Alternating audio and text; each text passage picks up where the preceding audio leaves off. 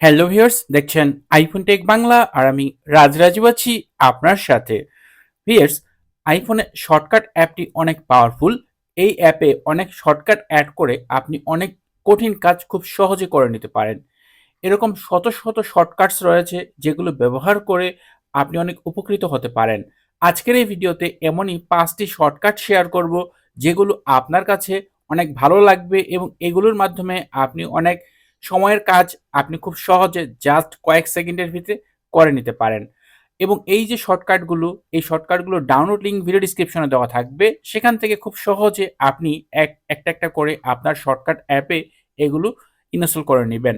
এছাড়া আপনি যদি এই শর্টকাট অ্যাপ কিভাবে ব্যবহার করে সে বিষয়টি এখন পর্যন্ত না জানেন, তাহলে চ্যানেলে অলরেডি এই বিষয়ে ভিডিও দেওয়া রয়েছে, আপনি সেগুলো দেখে নিতে পারেন। আর যদি এই ভিডিওটি আপনার কাছে ভালো লাগে তাহলে অবশ্যই ভিডিওতে একটি লাইক দিয়ে দিবেন এবং ভিডিওটি আপনার আইফোন ইউজার বন্ধুদের সাথে শেয়ার করবেন। চলুন আর কথা না বাড়াই, দেখা যাক আজকের এই ভিডিওতে যে ৫টি শর্টকাট রয়েছে এগুলো কিভাবে কাজ করে। সর্বপ্রথম যে শর্টকাটটি শেয়ার করছি তার নাম হচ্ছে কিউআর কোড জেনারেটর। এই শর্টকাটের মাধ্যমে আপনি বিভিন্ন ধরনের কিউআর কোড তৈরি করতে পারবেন। Text, image, URL, wifi. ধরেন আপনি ওয়াইফাই কিউআর কোড তৈরি করবেন, জাস্ট ওয়াইফাইতে ক্লিক করে দিবেন, তাহলে এখানে অটোমেটিকলি আপনার যে ওয়াইফাই রয়েছে তার একটি কিউআর কোড তৈরি হয়ে যাবে। চাইলে আপনি এখান থেকে সরাসরি যে কাউকে এখান থেকে শেয়ার দিতে পারেন অথবা এটা সেভ করে রাখতে পারেন আপনার ফটোস অ্যালবামে। যে যে কেউ যদি আপনার এই কিউআর কোড স্ক্যান করে তাহলে কিন্তু সে আপনার ওয়াইফাই অ্যাক্সেস করতে পারবে। বা আপনি কোনো প্রাইভেট মেসেজ করতে চাচ্ছেন কাউকে কিউআর কোডের মাধ্যমে, সেটাও করতে পারবেন। জাস্ট এখানে এই টেক্সট অপশনে লিখবেন, সেই লিখাটাকে একটা কিউআর কোড তৈরি হয়ে যাবে। এরপর এটা শেয়ার করে দিবেন। এরপর যিনি এটা স্ক্যান করবেন তিনি দেখতে পাবেন যে এখানে কি টেক্সট রয়েছে। তো এই রিলেটেড যে কিউআর কোড জেনারেটর, এটা খুব ইউজফুল একটি শর্টকাট হতে পারে। এখানে টেক্সট, ইমেজ, ইউআরএল আপনি চাইলে যেকোনো লিঙ্ক এর কিউআর কোডের মাধ্যমে শেয়ার করতে পারবেন।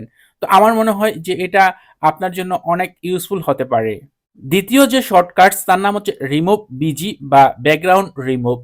এই শর্টকাটটির মাধ্যমে আপনি আপনার ছবির ব্যাকগ্রাউন্ড রিমুভ করতে পারবেন। জাস্ট ক্লিক করে দিবেন, কোন ছবিটার ব্যাকগ্রাউন্ড রিমুভ করতে চান সেটা এখান থেকে সিলেক্ট করে দিবেন।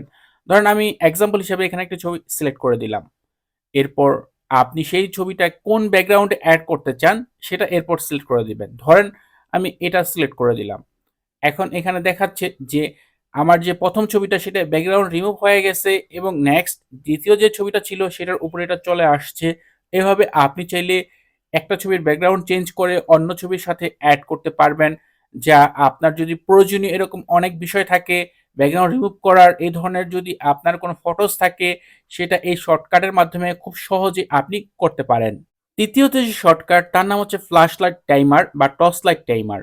আমরা ফ্ল্যাশ লাইট ব্যবহার করি অনেকে বিভিন্ন প্রয়োজনে, বাট এটা যখন আপনি একবার অন করেন তাহলে কিন্তু এটা লং টাইম এটা জ্বলতেই থাকে বা অন থাকে। সেই ক্ষেত্রে আপনি এই শর্টকাটটি ব্যবহার করতে পারেন। এখানে আপনি ৫ মিনিট, ১০ মিনিট, ৩০ মিনিট, ৬০ মিনিট অথবা যে টাইপ অপশন রয়েছে এখানে যদি ক্লিক করেন আপনি ১ মিনিট, ২ মিনিট, এখান থেকে আপনি নির্দিষ্ট যেকোনো টাইম সেট করতে পারেন এবং যে টাইম সেট করা থাকবে ঠিক ওই সময়টা পর্যন্তই আপনার যে এখানে ফ্ল্যাশ লাইট এটা অন থাকবে।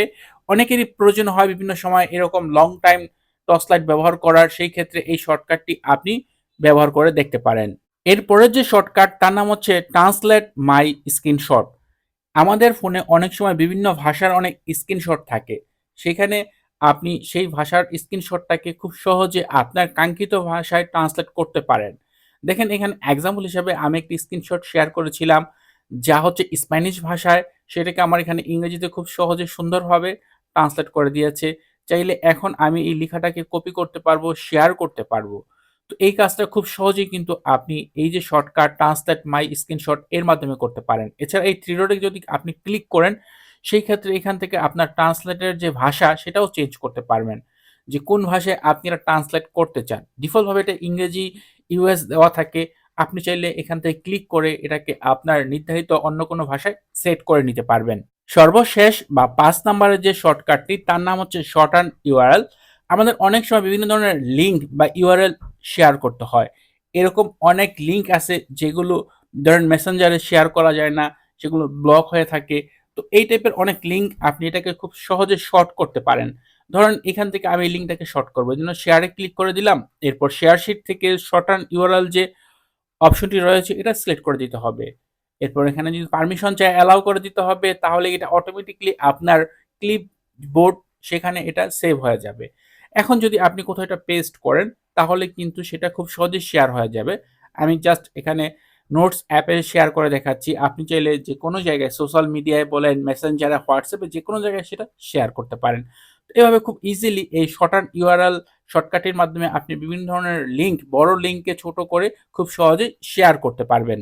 তো ভিউয়ার্স, এই ছিল ভিডিও। আশা করব এই ভিডিওতে শেয়ার করা এই 5টি শর্টকাটস আপনাদের জন্য অনেক উপকারী হবে এবং প্রতিটা শর্টকাটের ডাউনলোড লিঙ্ক ভিডিও ডেসক্রিপশনে দেওয়া রয়েছে। সেখান থেকে ক্লিক করে খুব ইজি আপনি এগুলো আপনার শর্টকাটস অ্যাপে ইনস্টল করে নিতে পারেন। ভিডিওটি ভালো লাগলে ভিডিওতে লাইক দিবেন, কমেন্ট করবেন। চ্যানেলটি সাবস্ক্রাইব না করা থাকলে নিয়মিত আইফোন রিলেটেড ভিডিও দেখার জন্য চ্যানেলটি সাবস্ক্রাইব করে নেবেন। কথা হবে পরের ভিডিওতে। সে পর্যন্ত ভালো থাকুন, সুস্থ থাকুন। আল্লাহ হাফেজ।